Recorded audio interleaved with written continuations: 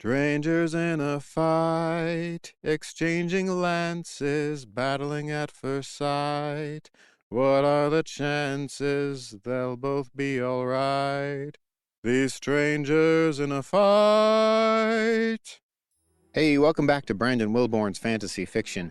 It's the musical episode. Well, not really entirely musical, but there is a song, because it's a worthy part of epic fantasy. I'm your author, narrator, and host, Brandon Wilborn. Thanks for listening. The story portion of this episode starts again at the minute-and-a-half mark. I hope you'll bear with me through this singing, because again, it's a worthy part of epic fantasy, and I feel like songs need to be sung, kind of like the Psalms.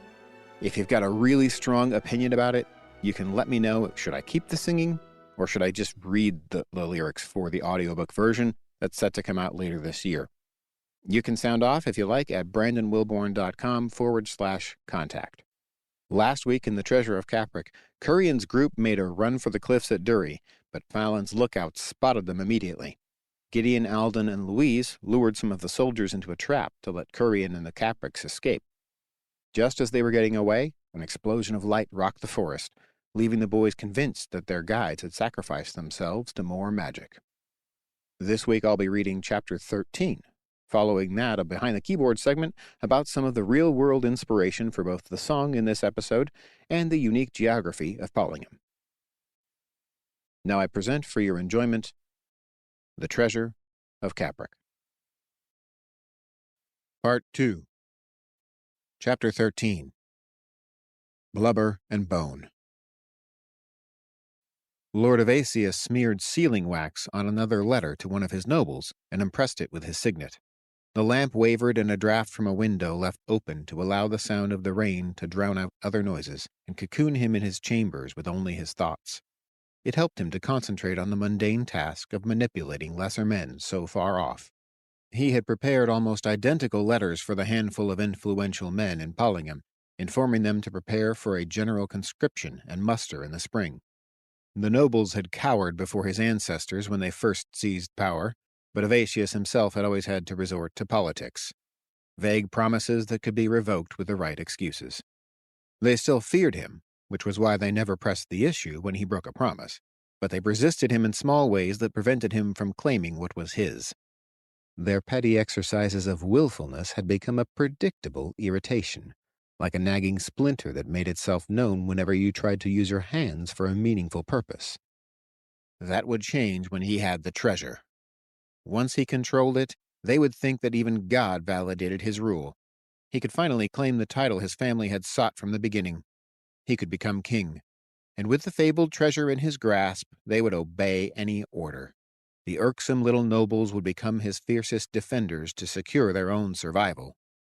After that, what would stop him from leading the combined forces of Pollingham to conquer the Northlands? He could become emperor, ruler of a greater power than the kings at Fynn had even imagined. It would soon be past midnight, and his body ached from sitting for so long. He stretched his arms before beginning his final letter for the night. This one would go to his neighbor in the north, King Bagler, an offer to reinstate an ancient trade treaty. He hoped it would reopen the roads north and lure King Bagler into his trust.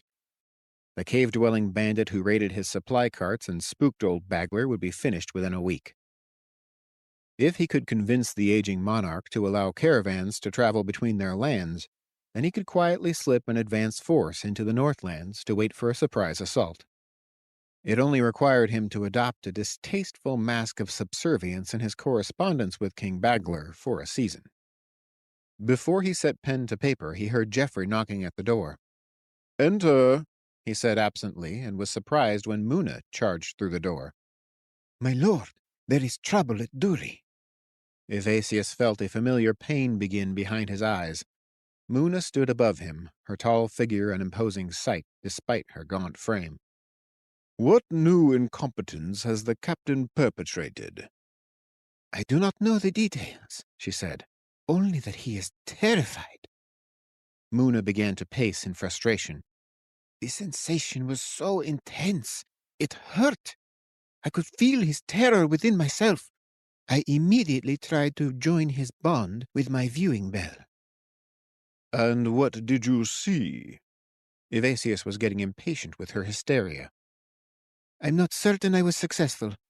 It is one of the most difficult things in my power to combine two very different magics. The spell may have failed. What did you see? Evasius rose and pounded his desk with a fist. Nothing, She said, finally stopping her pacing. a white light that hurt to look at, and then blackest night. With a word, two soldiers carried in a wooden stand with thick legs on which rested a heavy bell of black iron, inverted so that the mouth opened toward the ceiling. She then showed him the few moments before the light and the dark. Is he dead? Evasius asked. I do not believe so. The witch was shaking almost like a common woman in his presence. I can feel him. He is not asleep either, at least not in the normal sense, for I cannot communicate with him. Evasius sat back down in his chair and leaned back. We must assume that he failed to capture the monks. The patrols he sent to Avon and Whalesand will more than likely fail as well. He looked out the window and played with his signet ring for a moment as a new plan formed in his mind. Mouna, He said gently, it is clear to me that I can no longer trust my plans to simple-minded men. How willing are you and your sisters to take a more active role in our plans? We are yours to command, my lord. Mouna took a deep breath and appeared to regain her menacing calm. I am in your debt, said Evasius. How quickly can you reach our northern cities? With your powers, I know you can snare these troublesome monks. Duana is our fastest. She can be in Avon within a day, and she can send some of her crows to Durry to spy out the roads until another from our coven can arrive. As for myself, I can be in Whalesand in 3 days, assuming you can sacrifice your fastest horse to the journey. Evasius allowed himself to look impressed. That road normally took a week or more. Our quarry could probably get there no faster coming from Durry. He stroked a finger around the ring of his parted lips as he thought. Take any horse you wish, and use whatever powers you have available to find our enemy and bring me that treasure. Unfortunately, I must stay and rally what forces I can from our nobles to be ready for the next stage. My lord, there is one more method I might use to find out more about the captain.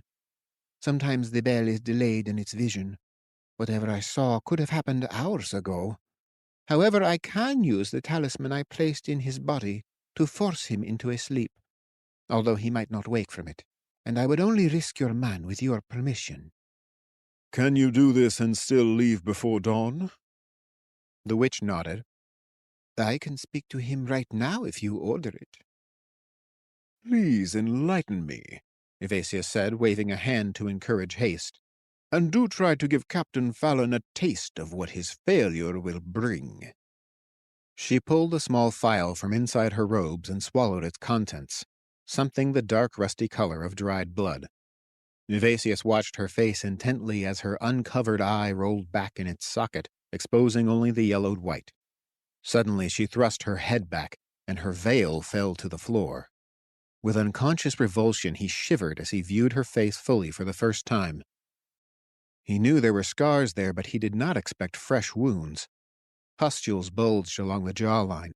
An open cut festered over the left brow, and the normally covered eye rolled back uselessly into a socket with no lids. A wheezing gasp parted her lips, and then she began to move her lips as if speaking, but no sound came out. The terrible mask before him evoked pure physical disgust, as would the prospect of sharing a bed with a corpse. He was willing to wait and watch because it was necessary. That face was indispensable to his power. The rain had woken Captain Fallon after the blast of light. At first he had feared that he might be blinded again, but he quickly discovered that it was only the darkness under the canopy of branches. The wave of energy that had surged through the forest had blown out all the torches and flung him against a tree trunk where he lost consciousness. Since he knew that none of Evasius's witches were nearby, he reasoned that they had not caused the explosion of light that had poured over and through his body like a fire without heat. He settled on the only reasonable explanation to his mind. The king of the caves had conjurers as well, or was one himself. The soldiers on the road had relit their lamps and torches, giving him a direction to head toward as he felt his way out of the undergrowth. Now back on the road, he was redirecting their search. He pushed all the men he could in a single line that would walk along the face of the cliff, heading east. He even conscripted civilians from the city to fill the gaps, attempting to create a wall of torches and flesh that would prevent his prey from finding their escape. The mice would not be returning to their hole if he could help it. An hour after the explosion, the men returning from the forest on the western side of the river told him about the cottage hidden in a cut clearing. An image flashed in his mind. The instant of the explosion, before his eyes could close against the unbearably bright light, 3 silhouettes stood between the trees, but the soldier who sounded the alarm had said he saw 7 people. He clenched his teeth and a shudder ran through his body as rage poured from his core. A part of him did not want to believe it, but he knew that the extravagant light show was only a diversion. "Take me there," he growled at the soldiers. He spared only 4 men to come with him, and they raced back toward Dury's southern gate on horseback. The heavy rain lashed across his face as they rode, and it woke the spirit of battle in him again. These were the times that he felt most alive, and he smiled as he spurred the horse faster. The speed of the horse and his mastery over its movements made him more confident. He felt in control. They had not yet reached the edge of the forest when Fallon felt a pain like a spear tip tearing through his ribs. There was no time to react as he lost consciousness and tumbled backward from his horse. When he opened his eyes, he was on his back in a vast room, so large he could not see the ceiling or the walls in the shadows. The handle of a dagger stood out from his side. Before he could move, Mouna leaped on his chest and twisted the knife. Pain surged through his body and he screamed. Never had pain been so complete. It seemed to seep from his body into his mind and his heart, so that it felt complete and eternal, as if nothing else were real or ever would be. The next moment the witch was caressing his face with the back of a bloodied hand. "Our lord demands a report, Captain," she said. Her face showed only disgust, and her voice was thick with the accusation of a wounded lover. The pain receded, leaving what felt like a gaping hole through half his torso. "The enemy," he gasped. "They have magic." His face matched her expression of revulsion, and his heart burned with hate for this witch who had such power over him. "And it's a sight more impressive than anything you've conjured," he added with contempt. "Oh, Nicholas," Mouna said, pouting. "Bright lights and a big boom are nothing compared to my power." She leaned close enough that he could feel her breath, and all light in the room vanished. He saw her face only by what seemed like an internal, unearthly glow. "Tell me what happened to them." Fear passed over Fallon now, as intense and physical as the pain had been. It was almost overwhelming, but this, he thought, he could master. "It was a diversion," he said. "I've just been told of a cottage to which they likely escaped, and I was on my way there to pursue them when you interrupted. You've probably let them escape by delaying me." "It's no use trying to hurt my feelings with your taunts." He gave up on his hate and resigned himself to cooperating to avoid that all-encompassing torment again. "I've forced a line of men against the cliffs for nearly a mile. Since we almost caught them, I believe they'll head for Whalesand. That's the direction of the cottage." "Lord Evasius is very displeased, but he has not thrown you out with the filth yet." The witch leaned back and sent a new wave of pain through his body. "You are to pursue them and meet me in Whalesand. That is, if you wake up from this meeting." Then she wrenched the knife from his flesh and vanished. Captain Fallon did not wake until daybreak. When he roused, he found himself lying in a bed with a void in himself. It felt as if he had a hole in his side, just below his heart, as if someone had dug a piece of him out with a spade. His body was whole, but he still felt the wound, like veterans who still felt long-severed limbs. There was also a gap in his memory. His men had to remind him where he was and what they had been doing before he recalled his new orders. The hollow in his body took him off balance as he stood and ordered his lieutenant to bring his horse. The Northland cliffs had always protected the people on the plain of Apos from any northern enemies, as the ocean had from the south, west, and east. The cliffs towered over 2,000 feet in places and presented a sheer face, except for occasional overhangs or caves, like those found near Dury. They pierced a mile into Cyrene Bay in the west and stretched 225 miles directly east, where the fortified city of Avon protected the narrow stretch of land between the rapidly descending cliffs and the sea. The cliffs turned the plains into a plate-like peninsula, almost completely isolated from the rest of the continent. Curian knew that the cliffs were awe-inspiring. When they had first seen them in the light of a rainless morning, he had stared at them for several minutes with the others. For that first day, Tobin craned his neck constantly, trying to glimpse the top through the low, dark cloud cover. But the majesty of the cliffs could not hold Curian's attention. They impressed upon him with incontestable force the sense of his own smallness. Under that feeling, he could not help but doubt their chance of success. They trotted their horses 100 yards south of the road, keeping the cliffs in sight, but also wanting to hide their passage. The night after the escape, they had slowly retraced their steps back to the cottage while trying to avoid the soldiers searching the forest on both sides of the road. Once there, they had checked the baggage on their own horses, found the money in Gideon's bags — none of them were brave enough to mount his massive horse — and headed west long before dawn. The rain and clouds had retreated enough to reveal the cliffs on the next morning, and now it was after lunch on the third day from Dury. Unlike Tobin, Curian kept his eyes focused on the path ahead to avoid the large puddles, some of them almost ponds, that covered the grass of the plains now. Water filled every low point, proving that the flat perfection of the plains was only an illusion. They were the only bright spot of the rainy season, and they had a new allure this year. When he first came to Capric Hill, he would stand next to the small puddles that formed on the flattened top and stare at his towering reflection. Now they rode through a landscape with 1,000 mirrors, and he could watch from a dozen angles as a stretched horse and rider passed by. In these reflections he hovered above the ground, distant and small, and imagined he could float away from the world and everything that had happened over the past month. He wanted to take it all away. Talking to the stranger at the compound, the fire, being fooled by Evasius and chased by Fallon, even meeting Louise. He wished he could go back to the day he had come to the Order and beg his father to take him home. He shook his head and focused on Rhys in the lead. None of those things could be. There was no going back. However, the pain and the injuries all had a cause: Lord Evasius. Curian told his friends that he was committed to fulfilling his oath to God, but he felt more satisfaction at the prospect of denying Evasius the one thing he wanted. That would probably not erase the pain, but it would justify it. Right now, that purpose burned in his chest and shoved him forward when he noticed the childish desire to escape.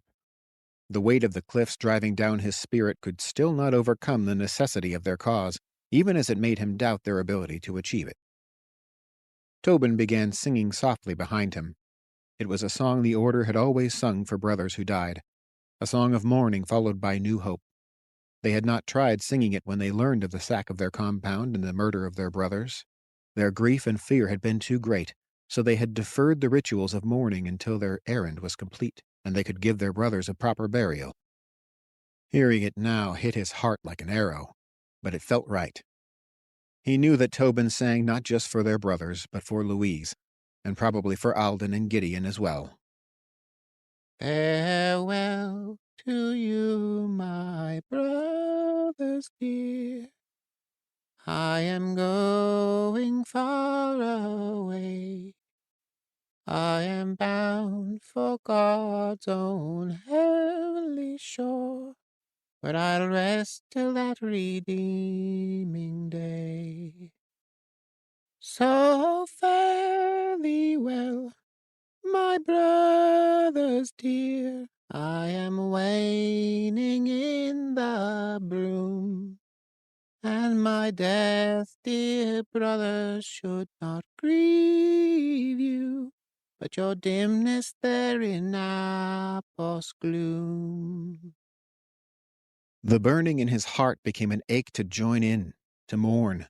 They had been foolish to put it off. Louise had been right that they could not mourn their losses in an evening, but to push away the need for mourning had wounded Curian even more. It became impossible to hold it in any longer, so he joined Tobin with a trembling voice.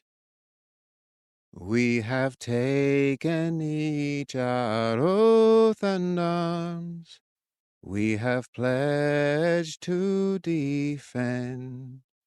Now I pray you'll boldly guard and mend all that evil seeks to rend. So fare thee well, my brothers dear, I go beyond the plain. But for me 'tis reason to rejoice, as my faith has overcome all pain. I stood beside you long in life, and I'll wait for you in Finn. With my heart I see you're more than friends, you're my brothers and my priestly kin. So fare thee well, my brothers dear, I am passing as the wind. But I know once more we'll meet again, after this world's fateful din. Now the treasured oak sways with the wind, and I wish I could remain, for I know 'twill be some long time before I see you again. So fare thee well, my brothers dear, and when I see you again, we'll be washed, dear brothers, in that glorious rain, and we'll dance through the streets of Finn. When he heard the dean's clear voice join in, he could not bear it, and he did what Louise had taught him. Spurring his horse, he raced past Reist until the tears streamed across his face, as much from the wind as from his grief. He pushed, and the horse went faster. He galloped until he didn't think his body could handle more, and then he dropped his head and let his mount settle into its own pace. After some time, the gray stopped and neighed loudly. Curian wiped his face and looked up to see the ocean, just yards ahead of him. A narrow beach of smooth stones stretched from the cliff on his right and curved southwest to form Cyrene Bay. This was the sight he needed. Calm water gently lapped the shore in front of a western sky with a deep orange hue. It was not the violent ocean in Downriver Town that Louise had mimicked in her Tempest that first day. This reminded him of her kindness on the night that he had seen the star. The water was the same gray-green of her eyes, but at peace. At that moment he could not pray, but he hoped she was also at peace. With the same thought he wanted to curse Evasius and the king for her death, and for dragging all of them into this bloody struggle. She was, in the end, only an innocent victim of their manipulations, like he and his friends. He dismounted and drank from a nearby puddle, then walked down the beach and stepped into the water with his bare feet. When his friends trotted up behind him, he did not turn around, and they did not speak. They waited until he stepped out of the water, mounted his horse, and turned to follow the shoreline around the bay. Whalesand sat in the southern crook of Cyrene Bay. The locals claimed that the name came from a miraculous accident. The founders had once lived in a nearby village a short walk inland, until a storm one year wiped out all of their crops at harvest. In despair, the people sent men to seek help from neighboring villages. One of their parties stumbled upon the carcass of a great whale, beached on the stony shore during the storm. The beast was a godsend, with enough meat to feed the village through winter, and enough oil to heat their homes. They set up temporary shelters near the carcass for the work of butchering, and soon the entire village moved there. The following spring they settled in, and built a dock to begin a life of fishing instead of farming. When the whale had been completely removed, the people were amazed to find that its weight had ground the stony shore to coarse sand where it had lain. The sandbar was still a curiosity for children over 600 years later, and old men still loved to tell the tale to whomever would listen. The local tavern, the Blubber and Bone, was a squat building with a peculiar curved shape that made no distinction between roof and walls. The effect from the interior was like standing under an empty capsized ship. For several generations, the explanation for the tavern's unusual architecture was that it had several of the original ribs of the whale in its framing. The claim could never be disproved without tearing open the walls, and the owners resorted to brutal retaliation to stop the wagers that patrons would place on the veracity of the story. Soon they would have a new story to argue over: whether the 4 men who came into town that night were secretly Capric monks, or had killed them for their trademark staves. Rumors had already reached Whalesand about the destruction of the Capric monastery.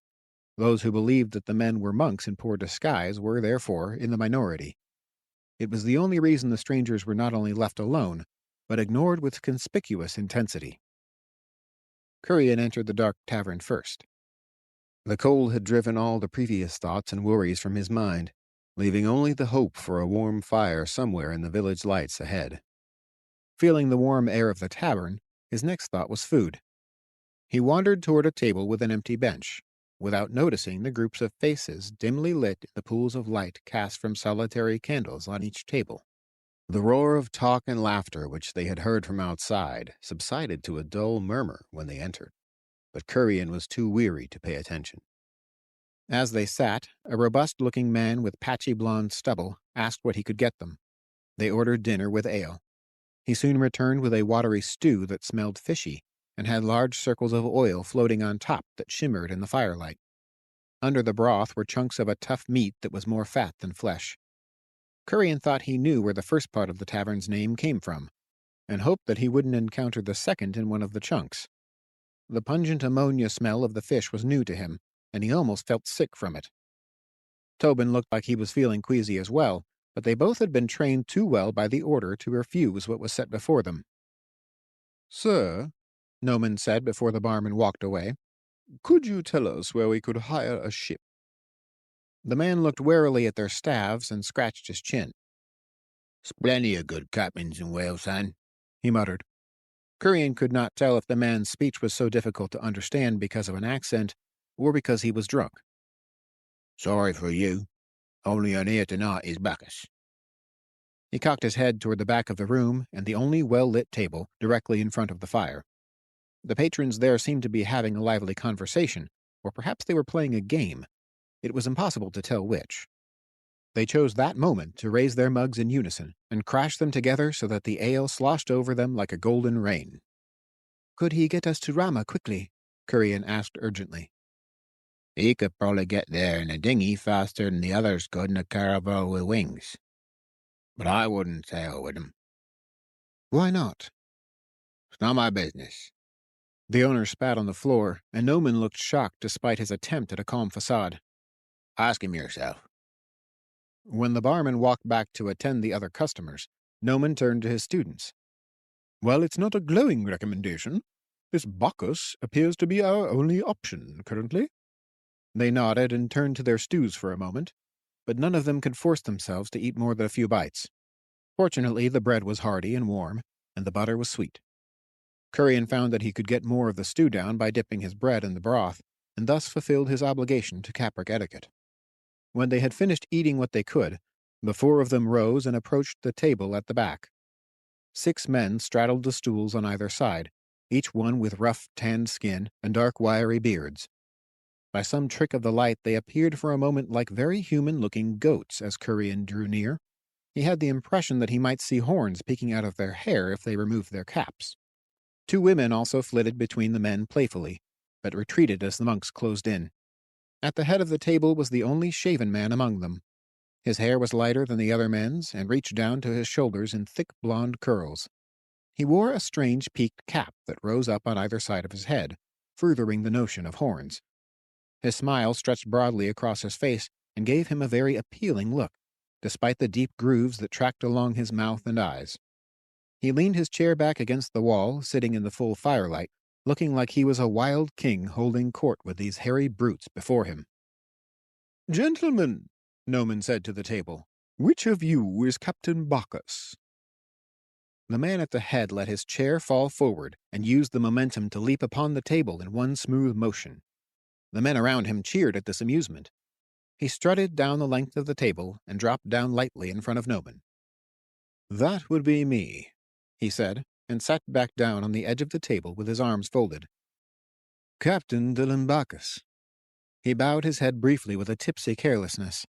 "But my friends call me Dilly, and almost anyone with gold is a friend."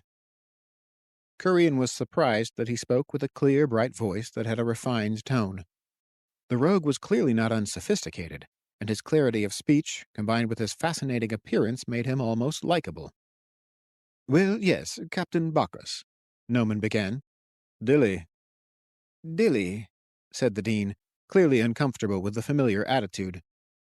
"We need to get to Rama as soon as possible," Curian said to speed things up. "Rama," said Bacchus, running his tongue over his teeth and smacking his lips. "Been there plenty of times. Not a brief journey, mind you, but easy enough." Curian thought he suddenly looked bored, and he seemed not to notice their Capric staves. He appeared so at ease he might fall asleep standing. "Why wouldn't it be quick?" Tobin said. "Isn't it right across the bay?" "Sure it's close," Bacchus nodded. "But you can't sail straight there." "Why not?" Dilly chuckled. "It's not called Cyrene Bay for no reason, kid." He stood and threw his arm around Tobin's shoulder, pulling him into a circle with the others. Suddenly he got a conspiratorial but intensely excited look on his face. "You can't sail too close to the island, even though Rama is directly across the water. You'd have to sail through the fiercest straits in the continent to get there that way. On one side you have the crumbling edges of the cliffs, as they fall into the ocean. Rocks and crags that would scuttle even the lightest boat. On the other, there's the island itself." He paused and looked each of them in the eye. "And on the island, there are the sirens." His intensity convinced Curian that Dilly would relish such an adventure. "They're just a myth," said Noman. "An old superstition." "No." Bacchus stood up, finally looking serious. "I've seen a ship get too close to that island. The men go crazy. They leap from the ship and try to swim to shore without care for waves or freezing water. Only the most beautiful and deadly creatures in this wide world could cause a man to dive into a wild sea. On calm nights some men claim they can even hear their song from the village here, and they can barely stop themselves from going for a swim." "We must get to Rama immediately," said Curian. "Is there any way through?" "Going through the straits gets you within reach of their song, but I've come up with a few ideas to try and outsmart those vixens." Dilly leaned back on the table again with a satisfied grin. "I'd be willing to consider it, if the price were right." "What nonsense!" Noman said, bristling. "This scoundrel wants only to scare us into offering him more for passage." Captain Bacchus looked hurt. "Are you saying I'm lying?" "Exactly." "I'd never." "Captain Dilly loves to drink," interjected one of the fellows at the table. "And Dilly dallies with the ladies, but he don't lie." Captain Bacchus clapped the man on the back. "Poetry!" he shouted. "Pure poetry, Bill." Then he turned back toward them. "The barman told you not to talk to me, right? That's because no other captain will even consider the strait. They wouldn't take your money if you suggested it." He crossed his arms and looked justified in his position. "Dean," Curian whispered, "we don't have time to wait for another option." "Will this be enough?" Tobin held up the large purse from Gideon's horse. The look of excitement brought Dilly's face back to life again. His eyes bulged slightly as he watched Tobin drop the bag on the table with a satisfying clank. He nodded almost imperceptibly as he hefted its weight. "Yes," he said decisively, "I think it will be. And for such distinguished guests as the last remaining Caprics, I'll allow you to stay aboard my ship tonight instead of this dank old whale's gullet." Curian was caught off guard, and he could tell the others were too. Apparently Dilly was more perceptive than he let on. He heard Tobin offer a quick prayer of protection. Captain Bacchus nodded across the table at the man sitting to the right of his former chair. The most brutal-looking man of the bunch stood up. He looked like he hadn't bathed in months. He had a shaved head, and a white scar stood out along his jaw through a heavy beard. "Allow me to introduce my first mate, Jack Darling," Dilly said. "Jack, show our guests to the officers' quarters, and prepare us to cast off in the morning." Jack only nodded and grunted. Next, Captain Dilly slapped Tobin on the back and whispered to him, "Don't worry, boys. Nobody will bother you with Jack by your side. Just don't expect too much in the way of conversation." He cackled and moved back to his own chair. It looked as if they had completed their business and had no reason to stay in the tavern. On their way out, they paid their tab with the barman and then followed Jack out into the cold dark. Captain Dylan Bacchus felt a pleasant glow about the evening after the monks left. It had been a risk on his part to call attention to their identity. It had been a risk to assume that's what they really were, but his instincts had screamed monk more than assassin. He felt the gamble had been effective in finalizing their decision to sail on his boat. Now he had a job, and a very lucrative job it was. That meant a happy crew. Lots of gold and a happy crew meant a happy Dilly. Who could fault him for buying a few rounds for the house and drinking too much himself? There was still time to sleep it off. The only thing that would have made the night a complete success was some feminine companionship. The girls who had previously been at the table had wandered off with his men. He sat in a pleasant fog of ale as the night grew old, and the other drinkers went home. He recognized only the enjoyable numbness of drink, but felt as if it would continue as long as he stayed at the Blubber and Bone. Eventually the dying fire and the thought of the money awaiting him on his ship convinced him to leave. But first he headed toward the back of the tavern. Through the hallway that led to the rooms was another door that led outside, where he could dispose of some of the ale he had drunk that night. His vision rolled like the deck of a ship, but the floor remained steady, and he bumped against the walls of the hall. A woman stood in one of the doors. He was certain she was speaking to him. Yes, she was inviting him inside. Dilly was amazed at how tall and slender this woman was, with long, straight black hair that fell down her back, and dark eyes that were enchanting. She was beautiful, but for some reason she covered half her face. He tried to ask why a beautiful woman would do that, but she only invited him inside again. This night was turning out even better than he thought, but he had to tell her he would be right back. She closed the door and he continued his way down the hall to reach the back exit. In the doorway of the last room was another woman, also beautiful. She looked younger than the first, but was not as tall. This was his luckiest night in years. Money and women were showering down on him. "You don't want to spend the night with that old hag, do you?" she said with a sweet, whispering voice. Unfortunately, the urgency of reaching the back door still pressed upon him, and as he reached for the latch, he felt like he'd been hit on the head, or maybe he just fell. Whatever the cause, he was on the floor. He laughed at himself and rolled over. Soon he felt as if he was being dragged, but he couldn't keep his eyes open any more.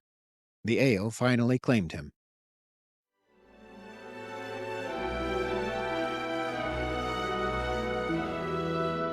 Well, Dilly's learned that trouble follows Currian and his friends on their quest. Is he a lovable rogue, or a scallywag about to take them for a ride? Join me next Friday as the treasure of Capric continues. In this week's Behind the Keyboard segment, I'll share a couple of real-world tidbits that made their way into this chapter. First, the song.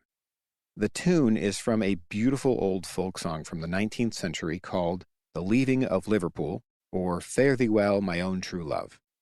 There's some speculation that the song goes back to the 49er era, about a sailor leaving Liverpool to strike it rich in the gold rush of California. But it requires him to leave his beloved city and his cherished love. In this chapter, I rewrote it as a funeral song that hints at a future reunion with our brothers and sisters who've fallen asleep, as Paul says. But since the Caprics were missing some important things in their education, it's not quite a complete understanding of the theology around death and resurrection in the end times. So the hope it inspires isn't as complete for them as we might experience as we read about our future state promised in scriptures. It's still got some beauty to it. It still just recognizes the harshness of the world and a future promise of something much, much better. So I hope you enjoyed that. And again, if you would prefer that I just read that for the audiobook version, or you think audiences would prefer that, then let me know. The original song is quite beautiful and sometimes a little rowdy depending on who's singing it. It had a few versions that came out in the 60s or 70s from the folk revival, And I'll put a link in the description if you want to hear my favorite version from my favorite chanty singers, the Clancy Brothers. For the bit of worldly inspiration about the geography, this chapter highlights the Northland Cliffs. If you were hoping I was going to talk about an island with sirens when I said geography, I'm sorry to disappoint you. They're still mythical as far as I know, and thank God for that. So we're talking about the cliffs. And these severe cliffs in the north, they give the nation of Pallingham a unique geography of being almost like a flat plate of land that's surrounded by the sea, as described before. There's actually a unique geographic feature I visited when I was younger that inspired this detail, but the real version isn't 225 miles long. One of the smaller islands in Hawaii is called Molokai, and on the north side there's a peninsula that juts out into the ocean that's relatively flat called Kalaupapa. This peninsula is separated from the rest of the island by 2,000-foot cliffs that were nearly impossible to climb, and they're pretty much covered in rainforest. It's actually a beautiful place. But when leprosy broke out in Hawaii in the 19th century, the kingdom decided to send everybody who was afflicted with this incurable disease to this isolated spot. People already had lived there for a long time, so they knew it was habitable, but between the cliffs and dicey landings that you could only get to in good weather, it was a really practical way to keep the disease from spreading, even if it was a bit cruel. This was lifetime quarantine, lifetime banishment, because nobody had a cure for the disease. These tough conditions and the poor supplies sent to the colony drew a man named Father Damien, now Saint Damien in some faith traditions, and he lived among the lepers for over a decade, caring for them and gathering help to build a functional community. Eventually, he contracted the disease himself, and he died right with those he ministered to. Kalaupapa eventually became a National Historic Park run uniquely by the people who had been banished there. Even after a successful treatment for Hansen's disease was discovered in the mid-20th century, some of the residents decided to stay and preserve that history. And there are still volunteers living there today, some of whom are still receiving treatments for the disease according to the National Historic Park website. At some point in that history, a trail was created so that you could traverse the cliffs by mule. There were something like 36 switchbacks, so it was a crazy trip. But there's now an airstrip on the peninsula as well, so they get lots of supplies and a barge visits, and it's now a modern place to live, if a bit rural. I got to visit the park over 20 years ago, and just something about the uniqueness of that landscape stuck with me, especially if you see it from an airplane. The isolation of that little piece of land just is visible. It obviously stuck with me. While Pallingham has the same flat landscape, and it is cut off by the cliffs and the dangers of the sea, those details, along with the weather, the constant clouds, are really meant to evoke their shallow and drab spiritual state instead of some physical deformity or physical ailment. It's really the landscape becoming a character in the book to some degree. This episode is going a bit long, so I'll wrap it up there. I'd love to hear if you have any questions or comments, and you can send me a message or leave me a voicemail by going to brandonwilborn.com/contact. Thanks again for listening to the show.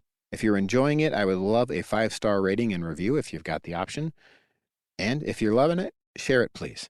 That's the best way to support indie authors, is to share our work. That's all for this week. Until next time, Godspeed. The Treasure of Capric is also available in print and ebook formats from all major booksellers. Find a link to your favorite retailer in the show description or go to brandonwilborn.com. That's brand on, not brand off. Wilborn is as simple as you can make it. Wilborn. This has been The Treasure of Capric, Book 1 of The King of the Caves, written and narrated by Brandon M. Wilborn. Copyright Brandon M. Wilborn.